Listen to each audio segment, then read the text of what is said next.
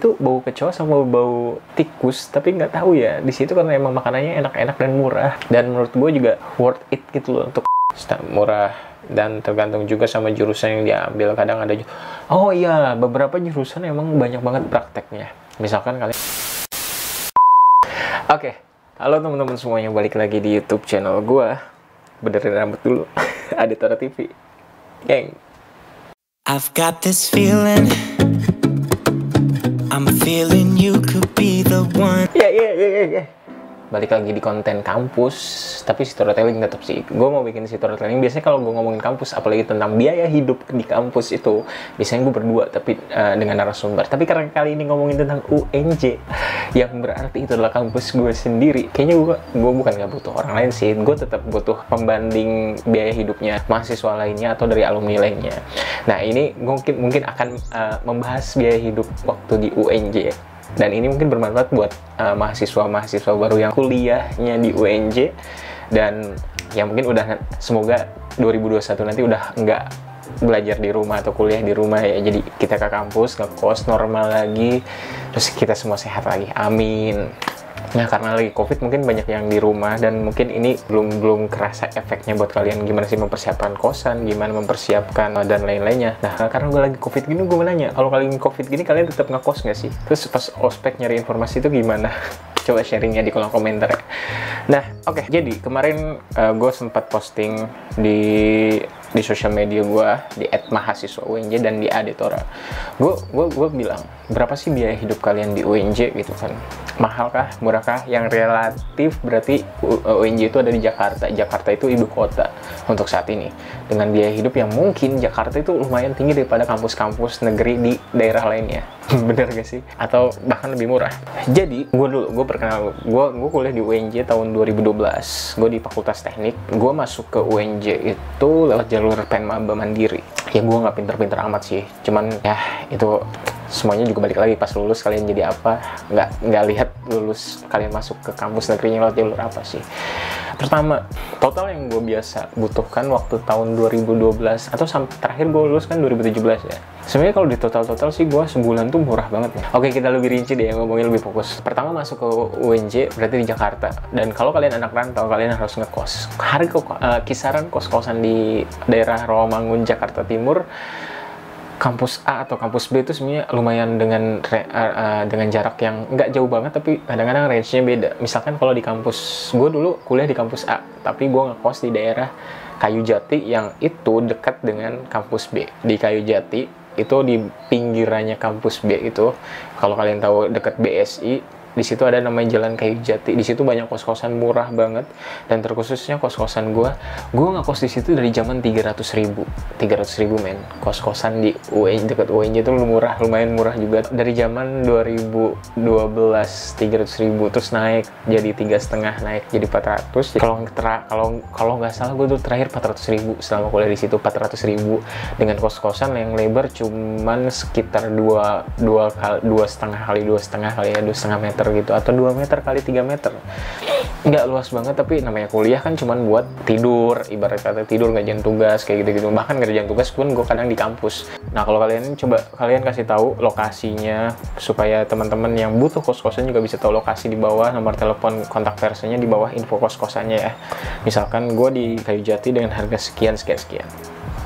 Nah, habis dari Kayu Jati itu, gue harga cuma 450.000. Murah sih, tapi emang itu masuk ke gang gitu loh. Jadi kayak parkir susah, terus kayak kalau kalian ada yang punya keluarga datang bawa mobil juga susah parkirnya. Kalau motor juga rebut-rebutan, kadang kayak siapa duluan tuh masuk paling dalam, nanti pas pagi-pagi mau keluar pagi susah gitu kan. Pengalaman. Terus dan ngomongin soal kos-kosan, gue kan di situ, tapi gue sempat pindah kos-kosan. Lagi-lagi gue tuh anaknya nggak mau kosan deket kampus. Gue biar gue meminimalisir gue pulang, gue istirahat kayak pulang kuliah gitu loh. Dan juga gue males anaknya kalau ada teman-teman yang numpang gitu. Lanjut lagi, iya, pokoknya gue pindah ke Jalan Bumi Putra. Kalau kalian tahu Jalan Bumi Putra itu deket di Rumah Sakit Persahabatan. Di situ ada namanya perumahan Rumah Bumi Putra, Jalan Bumi Putra. Itu bagus, 1 juta belum listrik ya, tapi udah AC, kayak udah kamar mandi. Dan menurut gue untuk harga anak kosan waktu itu gue agak nekat gitu ngambil 1 juta, karena gue berdua sama temen gue gitu kan, kayak bayar 50-50. Karena emang cuma tinggal ngerjain skripsi doang sih, nggak ada apa-apa. Nah, ngomongin makan, atau bahkan makan di kampus di Romang terhitung sangat murah banget. Bahkan gue bisa sekali makan kayak cuma 12.000, 8.000, 6.000 pun ada. Misalnya gue sarapan gue makan lontong depan kosan. Lontong depan kosan tuh kayak cuma goceng atau 6.000 aja udah kenyang banget. Udah ada tempe, udah ada lontong, udah enak banget ya pokoknya. Kalau pengen sarapan yang lain, nasi uduk juga ada. Nasi uduk ya paling cuma 8.000 atau 6.000, 8.000 dah, rinciannya cuma kayak gitu. Untuk pas zaman gue ya, terakhir 2017 itu menurut gue murah banget untuk cuman sarapan. Atau mungkin yang anak-anak kosan tim yang skip sarapan dan cuman lanjut brunch jam 12 atau jam 1 siang, angkat tangan. Mana yang angkat tangan? Jadi gue juga tim yang suka brunch gitu loh, ngelewatin sarapan tapi nanti lanjut makan siang. Nah, makan siang murah gue di kampus. Di kampus UNJ itu ada pilihannya banyak. Ada Blok M, ada kantin yang deket IKK atau deket teknik situ. Gue nggak tahu deh itu namanya kantin apa. Kalau kalian tahu Gedung G, itu deket Gedung G itu kantin di situ. Terus ada yang di kantin apa sih, Kebun Ijo ya? Lupa gue, kantin kebun yang deket FBS itu lumayan ada harganya karena emang estetik gitu. Terus ada kafe yang di belakang deket BAK itu namanya Nurul apa ya, kafe apa gue lupa, yang deket fotokopian banyak. Itu juga enak-enak tapi lumayan agak ada harganya lebih mahal dibanding yang lainnya. Terus ada juga kantin BNI yang deket BNI. Di situ zaman gue dulu mungkin di situ banyak banget jajanan, tapi nggak tahu di zaman sekarang parkirannya udah dirapihkan, jadi mungkin pedagang-pedagang udah nggak boleh di situ. Kalau dulu di situ buat nongkrong gitu loh, mau siomay, mau bakso, mau semuanya ada. Dan satu lagi ada kafe yang nggak pernah gue masukin tuh, kafe yang teknik itu loh, kafe teras ya. Siapa sih anak teknik yang pernah magang atau praktek kerja di situ tuh? Di situ juga buat anak-anak tata boga biasanya buat praktek gitu loh. Ini gue pernah sekali doang masuk, itu pun nganter tante gue waktu datang ke kampus. Dan gue rekomendasi makan murah di Blok M, walaupun tempatnya sih dulu nggak nyaman untuk beberapa orang yang baru pertama kali. Nggak nyaman dalam artian kadang-kadang agak sedikit bau kadang-kadang, tapi nggak ya bau gimana ya, bau debu gitu loh, karena emang ya atasnya dulu sih masih terbuka, kayak nggak ada penutupnya, jadi kayak debu-debu, jadi bau debu aja. Kalau kalian pertama kali ke situ kayak bau debu, tau gak sih, bau tempat yang udah lama banget kalian nggak buka terus kalian masuk situ. Mungkin kalau kasarnya gue bilangnya kayak antara bau kecoa sama bau tikus. Tapi waktu zaman kuliah tuh gue demen banget makan di kantin Blok M. Siapa yang suka makan di situ juga? Dan yang gue rasain ya gitu, itu bau kecoa sama bau tikus. Tapi nggak tahu ya, di situ karena emang makanannya enak-enak dan murah. Dan menurut gue juga worth it gitu loh untuk abis kuliah. Ya udah ke situ deh nongkrong, beli es teh yang harganya cuman dulu tuh 4.000 ya kak, es teh koko 4.000, terus ada es campur 8.000, ada ayam penyet 12 sampai 18.000 ya, lupa deh gue. Soto, bakso Pak D 10.000. Dan salah satu gue yang nggak pernah gue makan itu namanya Pak D Senyum. Sampai sekarang yang kata orang enak banget, tapi sampai sekarang gue belum pernah nyobain yang namanya Pak D Senyum. Dari situ harganya gue kurang tahu, ada yang pernah nyobain gak sih? Mungkin next time gue bakal main ke kampus untuk makan di situ. Dan ngomongin soal kosan udah, makannya juga udah. Jadi makan gue paling sehari nggak nyampe 30.000 pun enggak gitu kan. Saya hemat-hematnya, kalian mungkin 20.000 pun cukup kalau kalian bisa. Biasanya gue makan malam paling 12.000. Nasi goreng cuma 10.000-an. Daerah situ murah-murah banget dibanding daerah Jakarta lainnya tuh kayak surga banget sih gitu kan. Untuk makanan murah-murah, tempatnya banyak pilihan. Apalagi kalau kalian ke Jalan Balai Pustaka itu banyak banget makanan yang murah juga. Lanjut lagi untuk belanja-belanja di TikTok. Untuk belanja bulanan, kalian pengen belanja yang grocery atau buat sebulanan gitu, tips dari gue sih buat orang tua yang mau ngasih berapa sih biaya bulanan untuk belanja di situ secara groceries, kayak belanja untuk sebulan beli sabun, beli apa lebih murah 2.000-3.000-an. Karena gue nggak pernah groceries, jadi gue tuh lebih milih kalau nggak belanjanya di Alfamart, Indomart terdekat, yang di warung Madura dekat situ gitu loh.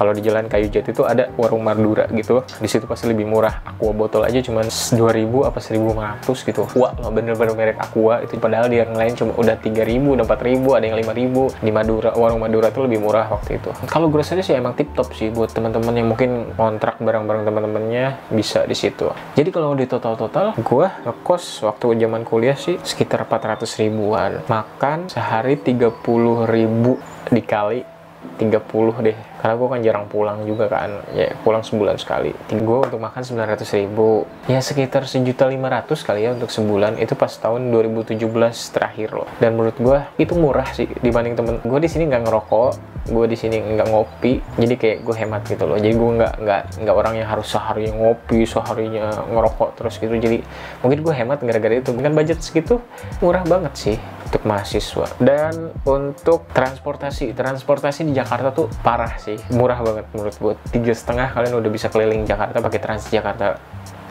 Terus kalau kuliah itu biasanya gue kalau nggak naik, gue banyaknya jalan kaki sih, dari kosan ke kampus jalan kaki, karena emang deket banget sih, nggak jauh-jauh amat. Dan Gojek juga paling waktu itu dari kosan ke gue 6.000 kalau gue pakai naik. Kalau kemana-mana naik Transjakarta cuma beli kartunya 40.000, dan itu tinggal diisi ulang. Kemana-mana 3.500, dan kalau pagi itu bisa sampai cuma 2.000. Tapi kalau udah di atas jam 7 itu udah jadi 3.500. Murah banget buat transportasi. Gue kayak cuma ngebudgetin ngisi e-tol gue 150.000 gitu kan. Sisanya kalau gue pengen naik Gojek atau enggak naik Grab.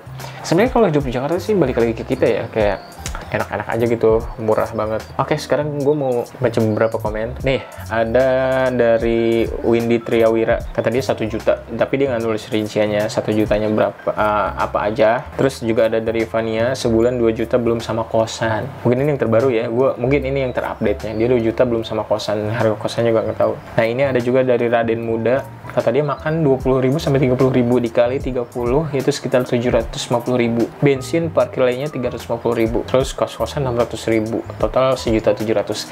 Itu beda-beda dikit sama gua yang dulu 2017 tuh 1.500.000, dia segini. Dan sebulan 1 juta untuk jajan lebih dari cukup menurut gua. Ini kata Haikal, sebulan 1 juta. Dan untuk ini juga ada dari HS, tergantung orangnya. Kalau kosannya standar pasti biaya hidupnya pun murah.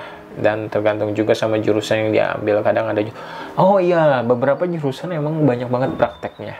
Misalkan kalian tata rias tuh harus nyewa model, atau mungkin bisa barter gitu kalau tuker-tukeran. Terus atau enggak masak-masak, tata boga, tata busana. Yang teknik biasanya banyak praktek, dan itu membutuhkan budget yang lumayan untuk kalinya praktek. Kalau gue kebetulan gue teknik informatika, jadi semuanya pakai software pun gue masih disupport sama bajakan atau enggak dari kampus atau dari senior bisa minta. Dan kalau aku jurusan seni rupa yang rata-rata biayanya hidup malahan peralatan dibanding.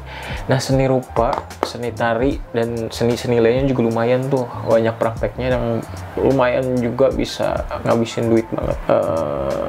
Jadi kalau kalian anak seni harus siap-siap. Anak seni, anak teknik, wah itu butuh duit banyak untuk praktek, untuk banyak lagi deh, pokoknya siap-siap duit habis buat kita. Katanya sih, kata teman-teman gue yang cerita anak tata rias, tata boga, seni tari, seni rupa. Dan ya mungkin untuk yang lain-lainnya bisa silahkan tulis di kolom komentar masukannya. Jangan lupa juga klik tombol subscribe, like, dan share ke teman-teman UNJ kalian, atau saudara kalian yang mau masuk UNJ, atau orang tua teman kalian yang mau masuk UNJ juga, biar ada patokan berapa sih anaknya harus dikasih ketika anaknya mau kuliah di UNJ. Jadi semoga bermanfaat ya konten singkatnya. Sampai ketemu lagi di video-video gue selanjutnya, dan jangan lupa juga tonton video-video gue lainnya, diklik di sini. Dadah, assalamualaikum.